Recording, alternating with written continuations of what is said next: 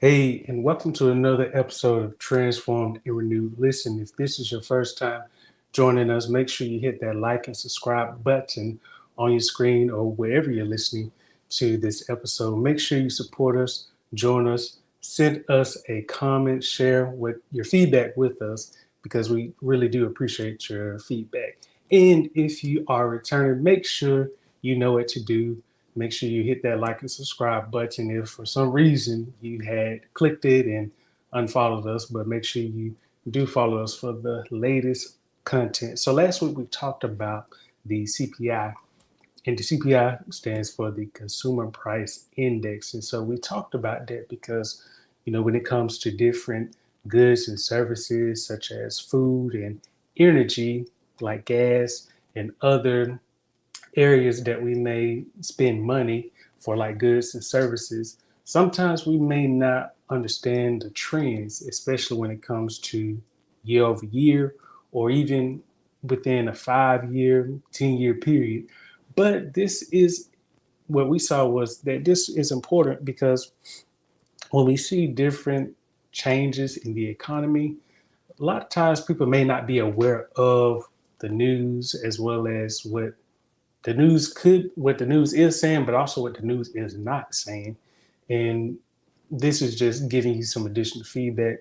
Nothing, not that I am a financial advisor and I don't claim to be one, but one thing I will tell you is that a lot of times when you receive news, sometimes, or a lot of times, the news don't actually tell you what you really should know. So you may ask, well, why are we really talking about things related to the recession as a more so health and nutrition holistic platform? Well, because one of the areas when it comes to holistic health is pretty much the whole person. So when you think about finances, which we'll dabble every now and then, but that has a big impact.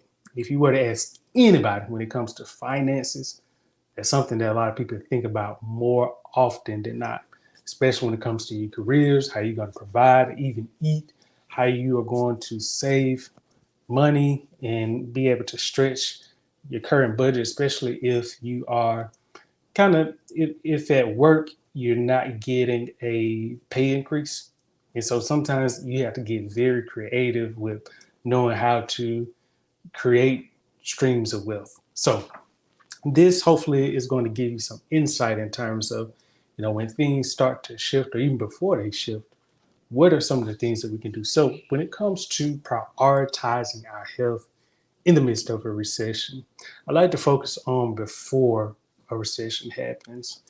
And unfortunately for a lot of people, when the recession does happen, it has pretty much started probably months ago. Even the 2008 crash, it was shown that there had been a recession prior to the National Bureau of Economic Research, the NBER, forgot the acronym, but anyway, there is a bureau or association that actually reports when there is a recession. And by the time they actually did it, it had already been a recession for a little over a year, if not about close to a year.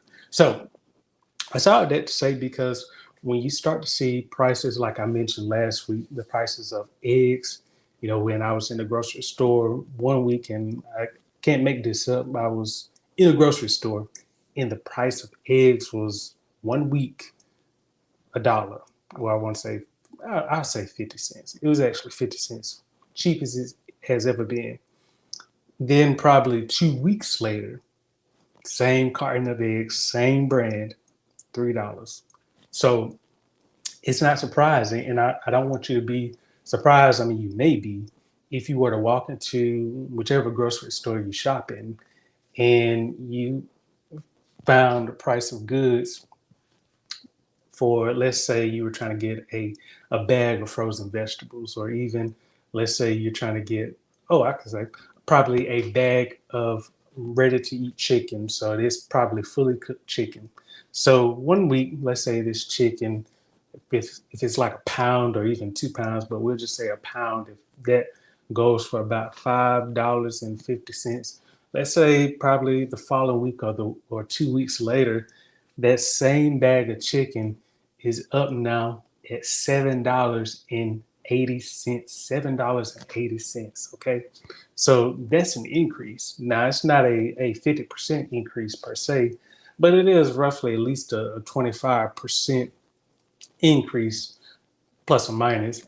And so when we think about that, that can be a big jump, especially depending on how many units of that chicken you typically order, as well as how often you buy that particular bag of chicken and even any other groceries that may have gone up.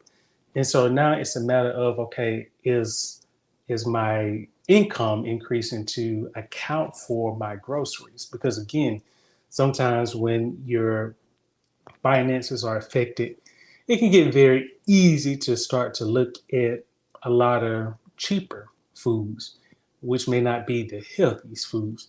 And so that is a factor that I want us to really focus on is when prices do shift. And, it's one of those things that they will shift just because of the economy, as well as seeing when the inflation goes up, a lot of things will slowly, if they haven't already gone up, they will eventually. And so it's a matter of really planning.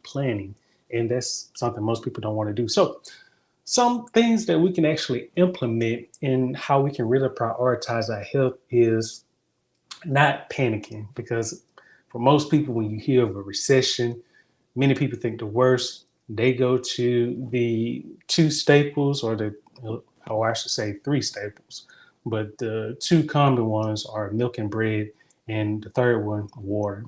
And so you can probably argue that water is probably the top two. Doesn't really matter to me. I know that at least when it comes to milk and bread, and when there is any type of storm coming through, or if there is any type of crisis that is pending or on the way, most people, from what I have seen, have pretty much opted to exhaust milk and bread and water, and and probably some other items. But those are at least the three common items that can go empty very quick in most stores.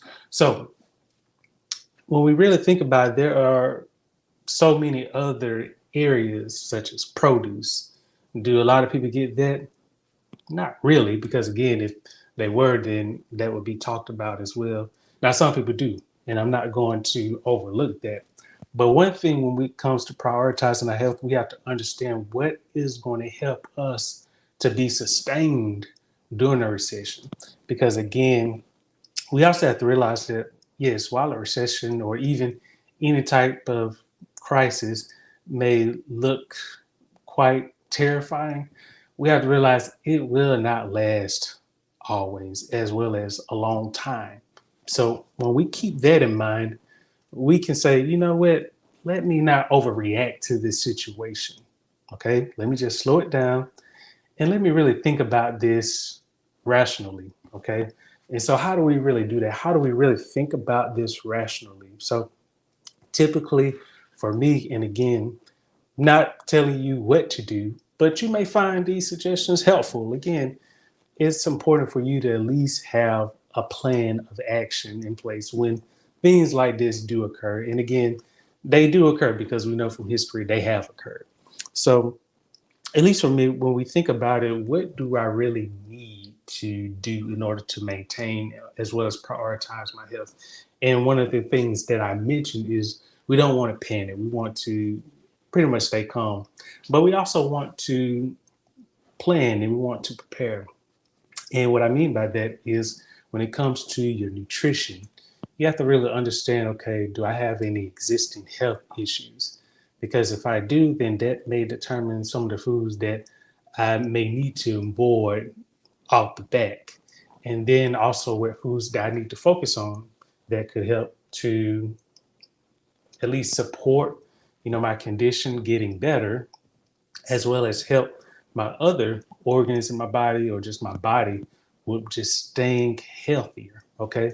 And so when we think about this, again, I probably sound like a broken record, but some of the common areas that I look at in terms of nutrition that are kind of just common ones that are non-negotiable, at least to me, are produce. Now, I know when it comes to conventional produce, a lot of that is treated with pesticides. And so I usually would recommend usually opting for organic produce. But even with organic produce, especially if it's fresh produce, you still want to do your due diligence by cleaning it. And sometimes I may clean it with a vinegar solution, usually 5% diluted acetic acid. And then I may add some baking soda, excuse me, baking soda to it just to assist with the cleaning. And sometimes I'll just let it sit for about 10 to 15 minutes, depending on how quick of a rush I'm in. Sometimes I may actually, at least for like apples or bell peppers, sometimes if I'm on a rush, I may just take some vinegar and put it on a napkin and just rub it all around the apple or the bell pepper, um, quite viscous, or I should say aggressively, just to make sure I get any dirt off. But I also use enough vinegar so that it kind of soaks a little bit in it if I don't soak it. So that is just one way that I do still clean the produce because again, it's in the store, people. People pick it up, people sneeze, and I can't tell you how many times I've seen people just pick up stuff, put it back down, sneeze on it. So not that I pick it up, I usually try to pick something up that's buried deep down in there. So at least be wise about if you're going to get the produce, okay? When it comes to frozen produce, I usually like to get that in bulk, especially if it's at a decent price. And then I also like to, with a lot of the foods that I get, I like to inspect them. And then, so we have produce. And then we also have, when it comes to carbs, because that's something that a lot of people like carbs. Again, carbs are energy. And it's understandable, but we have to understand what types of carbs to get. And I would say usually whole grains, so such as whole grain, brown rice, usually whole grain pasta, whole wheat pasta.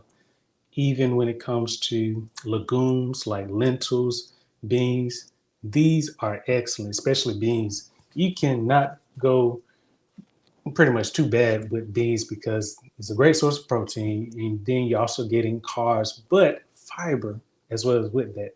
So you're not only just getting so much carbs, it's just coming out you. And I can tell you, when you start to eat a lot of beans, you will notice the difference. Okay. So again, those are actually two areas that I would recommend in case during a recession, because you know stuff a lot of people don't really think about in terms of, okay, how do I really manage my budget. I can tell you that at least when it comes to beans, they are fairly inexpensive compared to buying a ready to eat meal in the store. I want you to just do a price comparison. If you were to get a pound of beans or even 2 pounds of beans, compare that to getting a frozen meal that would at least feed you for probably about maybe 4 servings. And when you look at beans, that can actually feed you double the service, or at least 8 servings. And do the math on that, and I can guarantee you each time the beans are usually going to be cheaper, and they are going to last you more servings. And so that is the beauty of it when you start to really plan out your nutrition list and really start to reevaluate your grocery shopping. You'll notice that you could have, say, you know what, I can actually cook this. And trust me, for someone who's been cooking, doing a lot, I can tell you that you actually save more money by buying your groceries and then just making the meals, as long as you are planning, saying, okay, how many meals would I like to make from these groceries, and how and what types of groceries do I need to get. I can tell you, once you do that, it's almost like you have a consistent budget. Usually, if you stick with that, sometimes you may say, you know what, I want to rotate. I may want to get this particular food item just to try it in terms of produce, or it could be a type of whole grain, or even it could be a type of lean meat. You say, you know what, I just want to try this, but I also want to keep some of my regular items. That is also a great way to do it. So, when it comes to grocery shopping, that is going to be a way that you can do that. And again, I share this because again, this is going to be a way that you can actually save more money versus spending more money. Because again, when you have other areas that you could be spending money in, or money that's needed in these other areas, you're kind of going to be looking at different areas where you can say, how can I really adjust these? And so grocery is likely one area, as well as looking at how often do I eat out. Okay, because if you do the math on that, that can probably tell you, okay, I really need to get this together, because the grocery is here, but my eating out is up here. And last week we actually saw the charts that showed that eating at home was at like 3.6%, and then eating away from home, which is eating out, is about 7.1%. So that is basically a doubling when you're eating out. Okay. And so this was from June of 2022 to June 2023, the CPI for food. Okay. Okay. So you at least saw that this was nothing that I was making up. Okay. And you can even go to I want to say it's the U.S. economic uh, site, and you can look that information up, the CPI. But if you type CPI in, it'll actually prompt that chart that I showed you. You can actually check out that data on hand. So before we wrap up, another area that I did want to share is you also want to focus on your fitness. Okay. So you can eat the best foods, which is great. And it's always good to do that, have good nutrition habits. Every now and then you may say, you know what, I want to indulge. Nothing wrong with that. But I will say you want to always be a good manager over what you have been eating, as well as what your body can take. Okay. Because sometimes our body will let us know we shouldn't really eat that. We don't need to eat that, at least at this time. And if we do try to eat it, the body will let you know. But when it comes to fitness, you have to really start to get it in. And what I mean by that is getting into a gym and really starting to push yourself, get that body moving. Because again, one thing that I shared probably a while ago is that as we age, we start to lose a percentage of muscle. Okay, so if you're not working out as much, or if you're not really targeting certain areas, then you're just going to lose a lot of that muscle. And you'll notice that as you get older and you try to lift certain things, or even basic functions such as climbing the stairs or even squatting, you may start to feel pain. And that could be because your muscles are not as supportive of what you're trying to do. But if you were in the gym doing those squats, at least doing some warm ups, and I'm not saying that you have to squat 400 pounds if you want to, but again, when it comes down to exercising, usually I like to start off, if I haven't been in the gym, toning my body. So this is where I'm just getting the reps, and I'm also using weights, or even, resistance weights that are going to allow me to perform each rep accurately. Okay. Now, as you kind of get more into the gym, then you may say, you know what, I want to really do more resistance training or strength training. And so then you may increase the weight, or you may say, I really want to deal with some cardio. So you may get on the treadmill, you may do some burpees, etc. But the point is, you want to get active, whether it's at the gym, whether it's with a group of friends, or even coworkers, or even at home, which was something that I did during the pandemic. I was just working out consistently, stuck with a schedule. And that is one way that you can really be accountable. So sometimes I realize that people need someone to help them to be accountable, because otherwise you just won't do it. It's kind of like a task that you need to do, but you just don't do it. But one way that you can do it is you have so many options, but it's just a matter of saying, you know what, let me just pick one and let me just do it. Okay. Because again, exercising is going to help your body with staying intact, at least for the most part.